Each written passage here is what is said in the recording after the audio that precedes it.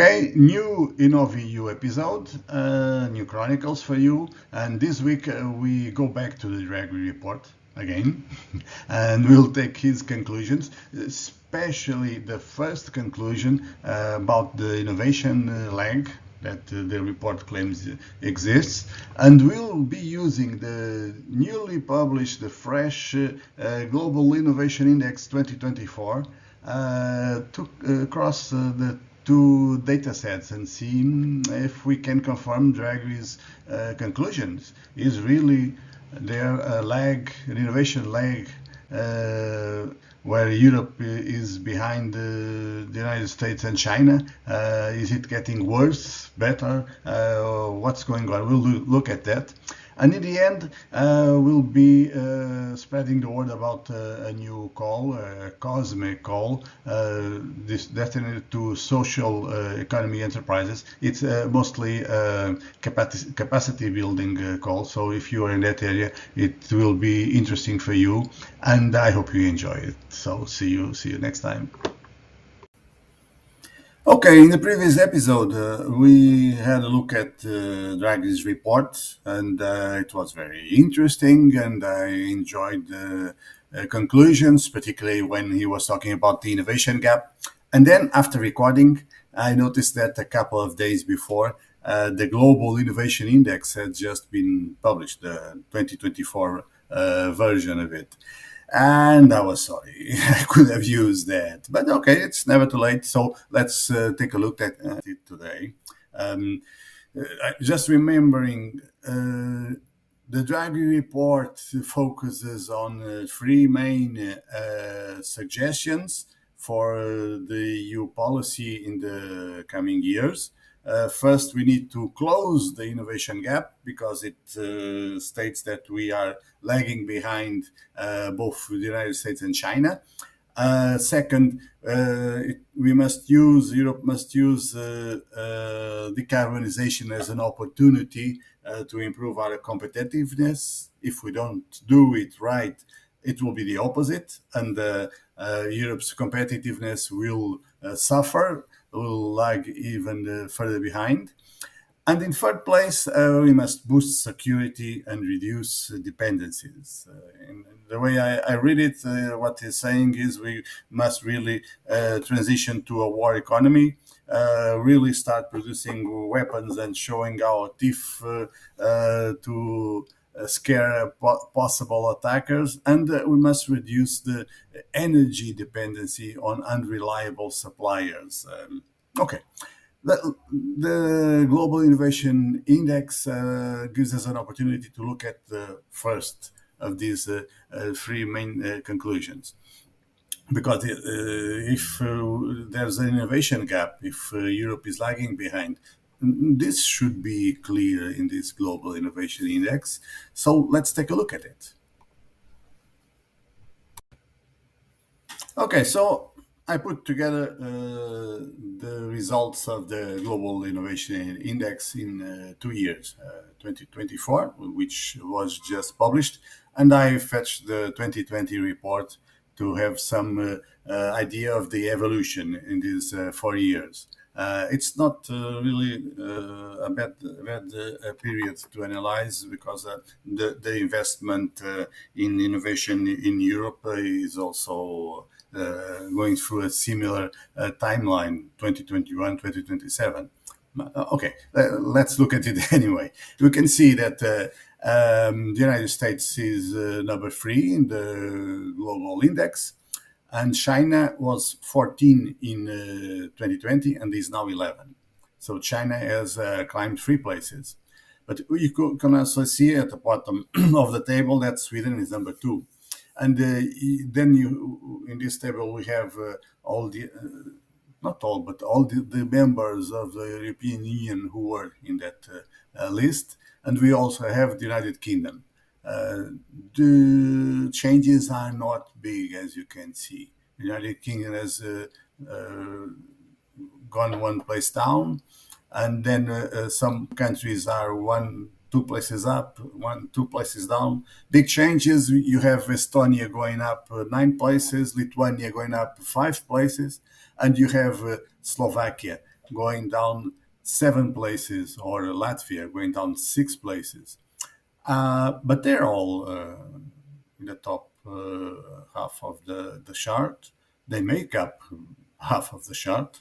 And you can see that some of the largest economies in Europe, mostly Germany and France, they don't change. They stay at the same level. So, what does this tell us? Not much, really, because if you look at it, this is not an objective measure.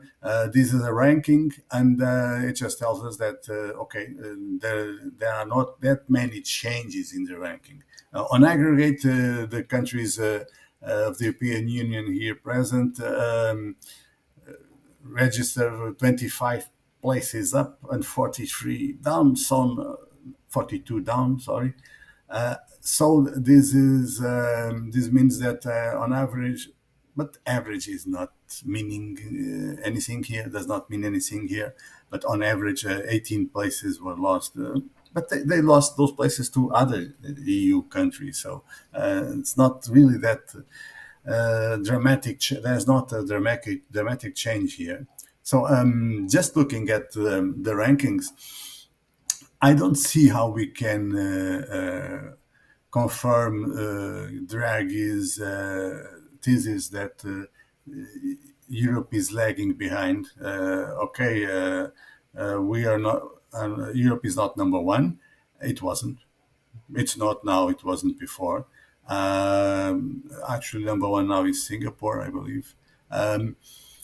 And China is improving, not that much. 14 to 11. Okay, it's relevant. The United States stays number three.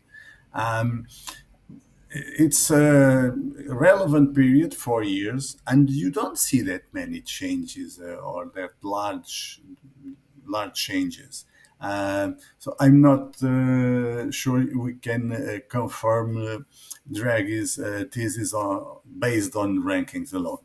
But there's other interesting conclusions we can take from these reports. Just wait. Okay, so a different set of conclusions or analysis we can make is using the data that reports publish about different aspects. One of them is the venture capital penetration in these selected economies. Now, look, this is 2016, 2018, so the data is not new. But you know how it works. You invest, and then later you may have results. It's not immediate. So it's good to look at the investments made, in this case, 8 years ago, 6 to 8 years ago. And if you look at it 6 to 8 years ago, and you look at the per capita income, highest per capita income countries, you can see how Singapore, who now ranks number one in the Global Innovation Index, was investing higher values than anyone else. It looks like investing is important, wouldn't you say? Who would guess? But you also have Israel and United Kingdom. You have, of course, United States and Luxembourg and Hong Kong, China. So it appears to have some relation to there appears to exist some relation between being able to invest venture capital in these economies and their later performance in the Global Innovation Index. Surprise, surprise. But there's more. The 2024 Global Innovation Index report has this interesting analysis of the top investors, or the top spenders in research and development by industry in this period 2022-2023. And it's interesting to look at it because if you look at the ICT hardware and electric equipment, you basically don't see any European company. So in that sense, Draghi was right. But if you look at the software and ICT services, it's almost as bad, exactly. But then pharmaceuticals, that's not the same. You can see some European companies here, and also in the automobile industry, you also see some European companies in this rank investing hard money in research and development. If you look at construction and industrial metals, no, basically you have Chinese companies. I think it's the whole top, only Chinese companies. But then if you look at travel, leisure, and personal goods, you see some European companies and Japanese and Korean. There's also the healthcare equipment and services where you have a few European companies, not Chinese, if I see it correctly. And then in the other category, basically American and European companies. So, what I want to say with these charts from the 2024 report is that the innovation gap may be, if it exists, according to the Draghi report, may be the result of not spending enough, not investing enough in research and development. But that's not the same in every industry. So maybe there is room for some, how do you call it, industrial policy? I don't know. I think that's a term that the Commission never uses. But maybe there is room to guide the private and public investments to the sectors that are considered strategic. Then you have a whole new discussion that could take us very far. So, who is going to determine which are the strategic sectors? Yeah, I know that discussion. We'll save it for some other day. I hope you enjoyed this. Are you ready to make a difference in the world of social economy? The European Innovation Council and SMEs Executive Agency presents the SMP COSME 2024 C-Call. This call is an incredible opportunity for social economy enterprises to boost their capacity and create impactful partnerships in circular value chains. With 8 million euros available, your organization could be part of this transformative journey. Who can apply? Eligible organizations include SMEs, training providers, and social economy enabling organizations from EU member states and associated countries. Form a consortium with at least 6 independent entities across 3 countries, each bringing unique skills and experience. The funded projects will focus on building organizational capacity, promoting circular economy partnerships, and fostering innovation in social and circular value chains. Expected outcomes include stronger, more resilient SMEs and impactful, sustainable partnerships. Don't miss your chance. The call is open from October 1st, 2024, and the deadline for submissions is December 10th, 2024. There are 6 million euros allocated for capacity building and 2 million euros for partnerships. Are you ready to be part of the change? For more details and to apply, visit the EU Funding and Tenders portal. Together, we can strengthen the social economy and build a sustainable future. InnovEU, the EU Project Chronicles, is a weekly video podcast. Please subscribe to Polixoc's newsletter to receive every podcast episode. And if you like receiving it, please press like in whatever platform you are watching or listening. Also, please share InnovEU and Polixoc with anyone you feel will enjoy it.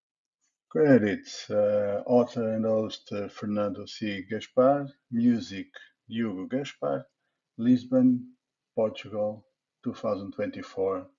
Reach us by email or DM.